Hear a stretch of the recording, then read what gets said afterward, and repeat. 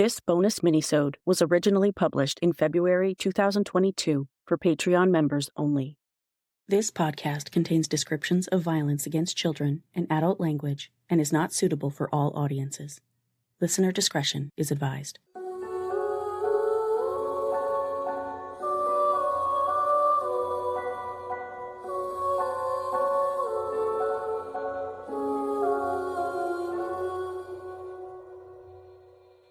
Hi, everyone, and welcome to Suffer the Little Children, the true crime podcast giving voices back to the victims of child abuse and shining a harsh spotlight on the parents, guardians, and caretakers who silence them. I'm your host, Laine, and this is Patreon-exclusive bonus minisode number 10, Kendall Doss. In this minisode, I'm going to tell you the story of 18-month-old Kendall Lynn Doss, a precious little girl with blonde hair, her daddy's brown eyes, and the chubbiest, most adorable cheeks you might ever see, who fell prey to the temper and disgusting urges of her mother's fiancé. This story is horrific, infuriating, and gut-wrenching, but Kendall deserves her story told. I originally told Kendall's story on sufferthelittlechildrenblog.com in 2020. Kendall Lynn Doss was born weighing 9 pounds, 5 ounces on February 23, 2014, at the Robert Packer Hospital in Sayre, Pennsylvania, to then 34-year-old Jessica Marie Farmer Arnold and 25-year-old Derek James Doss.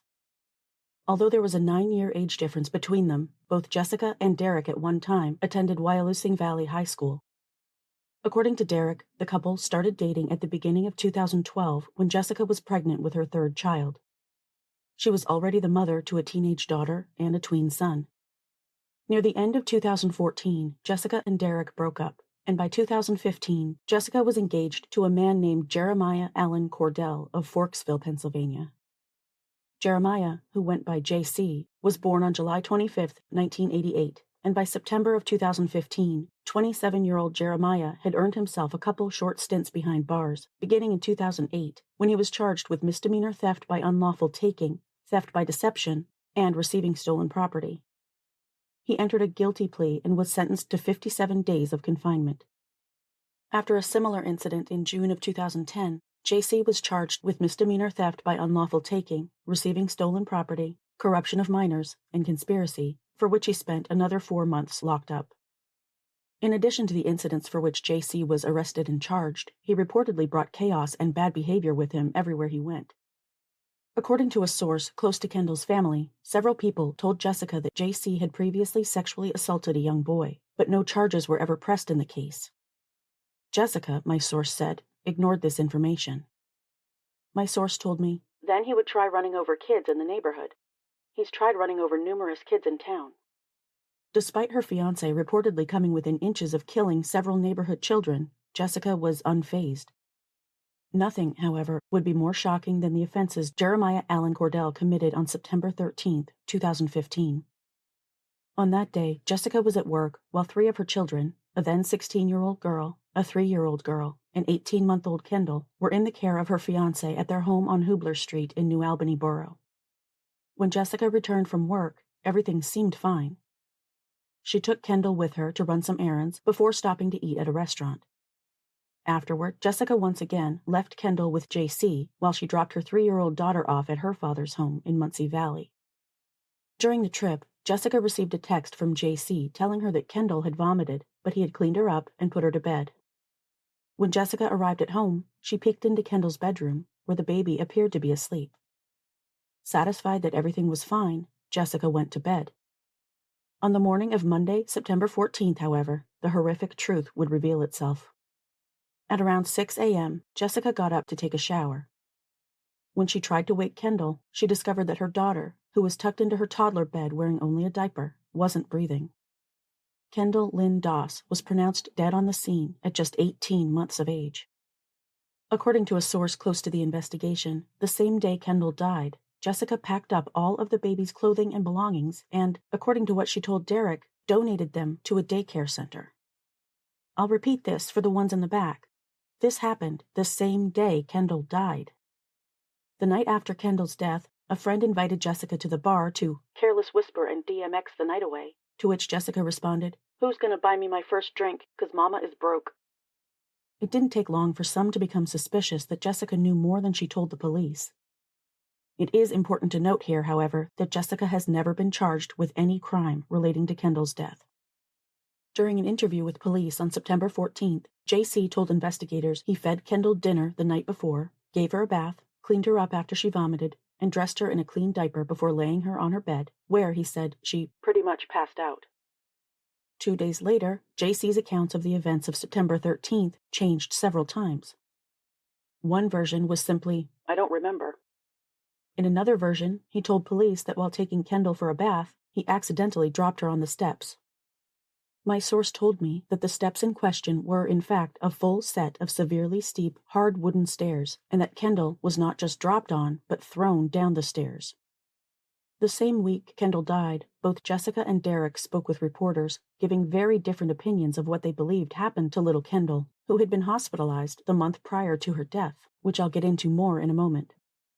Jessica said that the morning of September 14th was like every other day, except yesterday morning, of course, Kendall, she wouldn't wake up. From what I was told, she had passed in her sleep. She told the reporter that the month before, doctors found blood between Kendall's brain and skull, triggering a case to be opened with Bradford County Children and Youth Services. She assured the reporter that the case being opened was just procedure. Yeah, when a 17-month-old baby shows up with a severe head injury, it would be procedure for the agency responsible for protecting children to open a case if medical professionals suspect the injury was caused by child abuse. The reporter asked, "Is there any doubt in your mind that this could be anything other than a natural death?" Jessica replied, "No, not at all, not at all." Derek, however, was far from convinced of that. After Kendall's hospitalization in August, he was concerned about his daughter's well-being. 5 days prior to her death, he walked into a CYS office seeking answers from the agency's investigation into Kendall's injuries. He later said the police were called and they threatened to arrest him if he showed up on Jessica's property. He told the reporter, "I pretty much get advised to stay away, and then a week later I get woke up to someone telling me my daughter's dead. I mean, how are you supposed to handle that?" Derek took Kendall's death particularly hard. She was his only child at the time, and his pain was exacerbated by being forced to wait for answers. "I want to know how long it takes to find out whether it is criminal or whether it is natural. I just don't understand how it could be natural."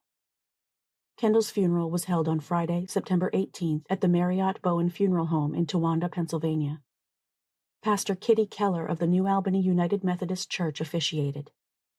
Reportedly, Jessica wanted JC to attend the funeral, but because JC was under suspicion for Kendall's death, both the police and Derek forbade him from attending.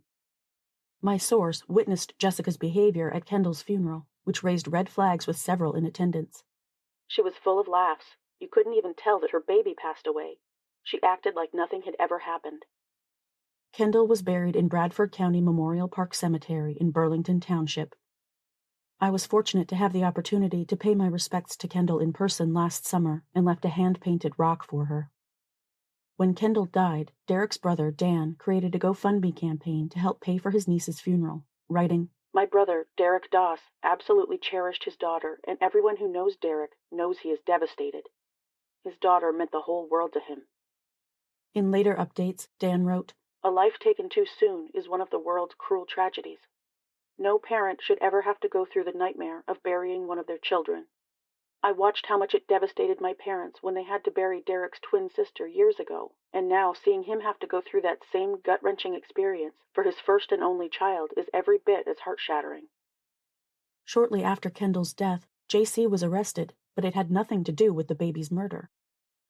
Instead, he was picked up due to unpaid fines resulting from his prior arrests, including a traffic-related incident in 2009, during which he was pulled over for exceeding the speed limit by more than 25 miles per hour, and subsequently charged with driving while his operating privilege was suspended or revoked, as well as operating a vehicle without insurance. According to family members, Jessica Arnold and her mother, Doreen Farmer, posted JC's bail. Police warned Jessica that because JC was suspected in her daughter's death, he was not allowed to visit her home. However, multiple people in the neighborhood made reports to the state police after seeing JC's car hidden behind Jessica's house. When Kendall's autopsy results were returned, the baby's death was ultimately ruled a homicide caused by traumatic head injuries consistent with both impact and shaking, according to the criminal complaint. The medical examiner also found signs of sexual assault, indicating the 18-month-old baby had been raped. The results from the sexual assault kit used during the autopsy did not return until February of 2016. At that time, authorities learned that swabs taken from the right shoulder of a pink, long-sleeve shirt Kendall had worn on September 13th, as well as the towel JC used to clean her up after she threw up, revealed the presence of semen on both articles. DNA matched the semen to none other than Jeremiah Allen Cordell. Another interesting detail is that, according to my source, the shirt and towel were laundered prior to being introduced into evidence, but the swabs taken still detected the presence of JC's semen. JC was arrested on Thursday, June 30th, 2016, after a grueling 9 months of waiting on the family's part and investigation by authorities who accused JC of sexually abusing and murdering Kendall Lynn Doss. He was charged with multiple crimes, including second-degree murder, felony third-degree murder, felony aggravated assault by attempting to inflict severe bodily injury, felony aggravated assault of a victim under 13 by a defendant 18 or older, felony involuntary deviant sexual intercourse with a child, and misdemeanor indecent assault on a person under 13. After being arraigned before District Justice Timothy Clark in Towanda, JC was ordered held in the Bradford County Correctional Facility without bail. It is interesting to note that the arrest warrant for Jeremiah Cordell was reportedly issued in February of 2016, but he was not arrested until the end of June. I have been able to find no explanation for this delay. Kendall's identity was only released by Bradford County Coroner Thomas M. Carman once JC had been charged in her murder. The arrest affidavit states that tests run in May of 2015 at Johns Hopkins University Hospital in Baltimore showed that Kendall was suffering from subdural hemorrhaging, which means blood vessels had burst between her brain and the protective membrane that surrounds the brain. This type of injury is usually caused by severe head trauma, such as a blow incurred in a vehicle accident, a fall, or an assault. My source said that due to the head injury, Kendall was scheduled to undergo brain surgery at Geisinger Medical Center in Danville. Jessica was informed by medical staff that Kendall could not eat on the morning of her surgery, but according to my source, Jessica gave Kendall a cupcake, causing the surgery to be called off. Anesthesia can cause some people to vomit while unconscious, which could lead to complications during surgery, including aspiration. CPS evidently did not consider this seemingly intentional delay a red flag, even though the surgery was never rescheduled and never took place. On one of JC's scheduled court dates in July of 2016, family, friends, and supporters of Kendall amassed outside the Bradford County Courthouse for a rally demanding justice for the little girl they had loved and lost. Evidently, Jessica was none too pleased with the group, calling one teenage attendee the devil, telling her she was a horrible person, and wishing the worst upon her. Jessica was of the opinion that JC was facing enough time without such public displays demanding justice. In my opinion, there's no such thing as enough time for someone who would rape and murder an 18-month-old baby, but maybe that's just me. You would think the mother of that baby would agree with that sentiment. Jessica called the state police to report the rally, which resulted in JC's hearing being postponed. The police did not, however, break up the rally, instead telling the attendees that they were breaking no laws, so they were welcome to continue. The next time JC appeared in court, he was outfitted in a protective vest. Kendall's supporters didn't let the pushback stop them, holding a second rally outside the courthouse on August 26, 2016. As for the injuries that ultimately killed her, had Kendall received medical attention immediately, she may have had a chance of survival, but JC did not afford her that respect. District Attorney Dan Barrett said, "He definitely did not let anyone know the child suffered a head injury. He did not do anything that would have allowed the child to get any sort of treatment." The trial of Jeremiah Allen Cordell was scheduled to begin in June of 2017. However, in May of that year, unfathomably, the prosecution offered JC a plea deal, and he accepted, pleading guilty to third-degree murder and accepting the maximum sentence of 20 to 40 years in prison. In exchange, the other charges relating to the rape and murder of 18-month-old Kendall Doss were dismissed. Many people from the area were torn. While the guilty plea meant the brutal child murderer had accepted his responsibility for Kendall's death and would spend at least 2 decades behind bars, many felt the punishment JC received was nowhere near severe enough to constitute justice for the crimes he had actually committed. One New Albany resident told WNEP, I think he deserves the death penalty, but I don't make that decision. Another said, how do you take a baby's life, then basically get out on parole in 20 years? Although it's customary to consult the victim's immediate family when a plea agreement is being discussed, Kendall's father, Derek Doss, was given no say in the agreement offered to his daughter's murderer. J.C. was officially sentenced on June 12, 2017. He said nothing during the hearing. District Attorney Barrett said after the sentencing, "It's been a very long and disturbing case. We're glad to have it done at this point." I have to wonder what Barrett's reasoning was for offering J.C. this sweetheart deal in which he doesn't even have to register as a sex offender when he's eventually released. Sometimes it's really a shame that Dexter's a fictional character. Now 33 years old, Jeremiah Cordell is incarcerated in the Pennsylvania State Correctional Institution in Fayette. He's grown a weird and decidedly unflattering beard going by his most recent prison photo, not that anything could flatter that hideous face. Here's hoping the inmates know exactly what he was accused of doing and treat him accordingly. Relentlessly, viciously, preferably around the clock. Upon announcing in 2019 that he would not seek a fifth term as Bradford County District Attorney, Dan Barrett told the Star-Gazette, "In the prosecution of over 10,000 cases, there have been thrills, victories, frustrations, and disappointments. There is much that my staff and I can recall with pride. Equally important, there is no shame or regret." I'd be very interested to speak with Mr. Barrett and find out exactly how he justifies the plea deal he presented to Jeremiah Cordell on a silver platter. No shame or regret at all, huh? J.C.'s plea agreement and subsequent sentence was accepted by the judge despite a campaign of letters, emails, and phone calls by Derek and his supporters expressing their vehement opposition to the deal. Many have expressed their displeasure with the Bradford County judicial system for its apparent unwillingness to prosecute or adequately sentence child sexual abusers.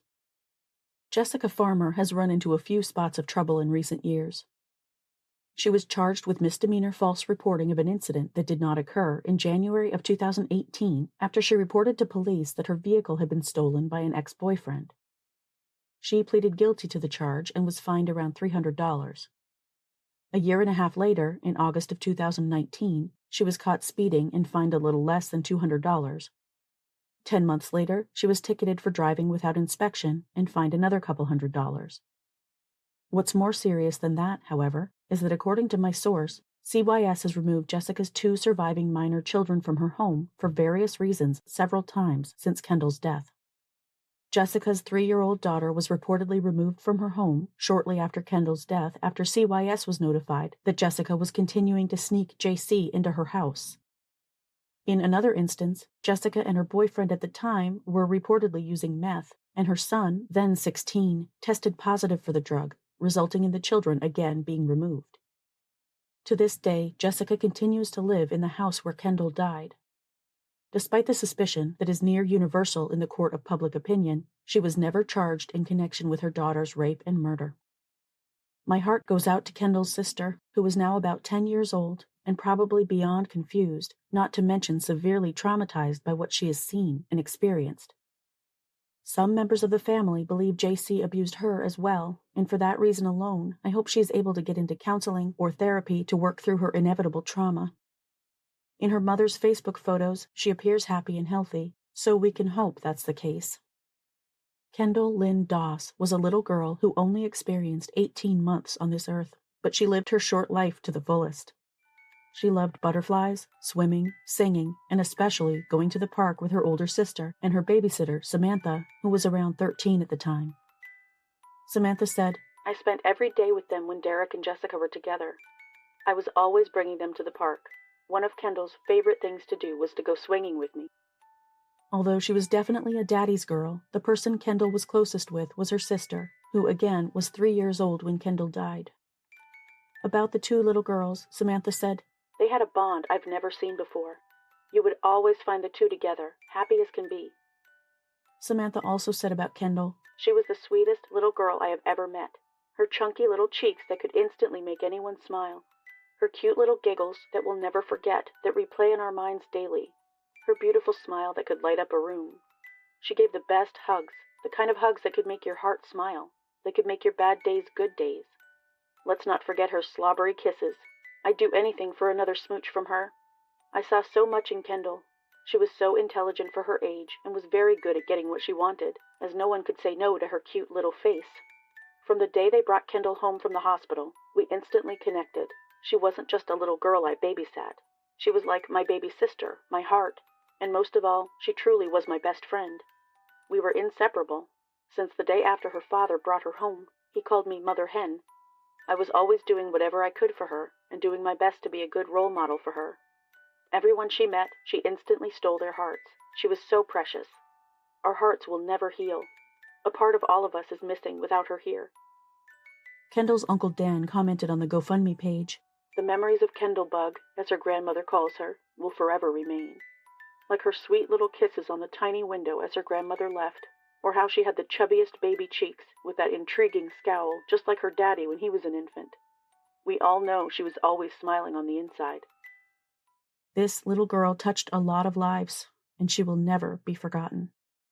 Wherever she is, I hope Kendall is smiling down on the people who love her as she swings high to her heart's content. Rest in peace, baby girl.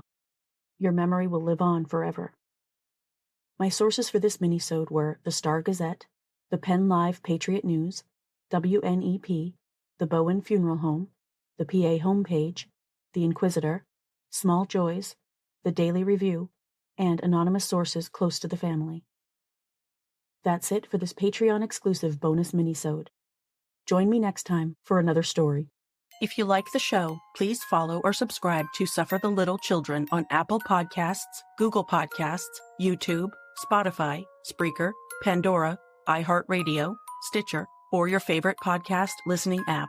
And please leave me a 5-star rating and a positive review on your favorite podcast platform. Visit the website at sufferthelittlechildrenpod.com. You can support the show by visiting patreon.com/stlcpod, where you can become a patron for rewards ranging from a shout-out by name on the show to exclusive gifts. You can also support the show at ko-fi.com/stlcpod. Follow the podcast on Facebook and Instagram at Suffer the Little Children Pod and on TikTok at stlcpod. This podcast is researched, written, hosted, edited, and produced by Laine. Intro theme music is by Dream Note Music, and all music for the show is licensed from audiojungle.net. For more information about preventing or reporting child abuse, visit childhelp.org or call your area's child abuse hotline. And remember, if you see something, say something.